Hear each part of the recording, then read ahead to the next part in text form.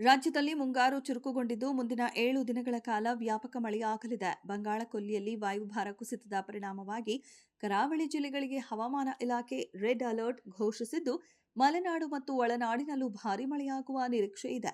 ರಾಜ್ಯದಲ್ಲಿ ಮುಂಗಾರು ಮಳೆ ಚುರುಕುಗೊಂಡಿದ್ದು, ಮುಂದಿನ 7 ದಿನಗಳ ಕಾಲ ಕರ್ನಾಟಕದಾದ್ಯಂತ ವ್ಯಾಪಕ ಮಳೆಯಾಗಲಿದೆ ಎಂದು ಬೆಂಗಳೂರು ಹವಾಮಾನ ಕೇಂದ್ರ ಮುನ್ಸೂಚನೆ ನೀಡಿದೆ.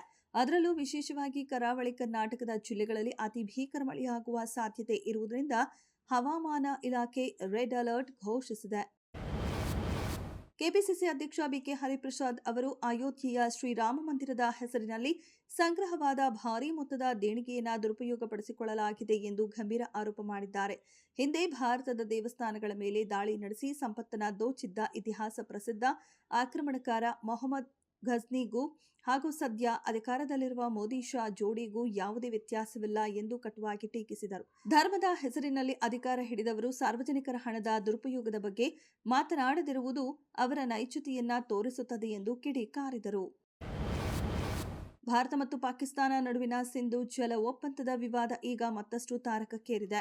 ಒಂದು ವೇಳೆ ಭಾರತವು ಸಿಂಧೂ ನದಿಯ ನೀರನ್ನು ತಡೆದರೆ ಅದನ್ನು ಪಾಕಿಸ್ತಾನದ ಅಸ್ತಿತ್ವಕ್ಕೆ ಬಂದ ಗಂಡಾಂತರ ಎಂದು ಪರಿಗಣಿಸಿ ಪರಮಾಣು ದಾಳಿ ನಡೆಸಲು ಹಿಂಜರಿಯುವುದಿಲ್ಲ ಎಂದು ಪಾಕಿಸ್ತಾನ್ ಪೀಪಲ್ಸ್ ಪಾರ್ಟಿ ಅಧ್ಯಕ್ಷ ಬಿಲಾವಲ್ ಭುಟ್ಟೋ ಜರ್ದಾರಿ ಭಾರತಕ್ಕೆ ಬಹಿರಂಗ ಬೆದರಿಕೆ ಹಾಕಿದ್ದಾರೆ.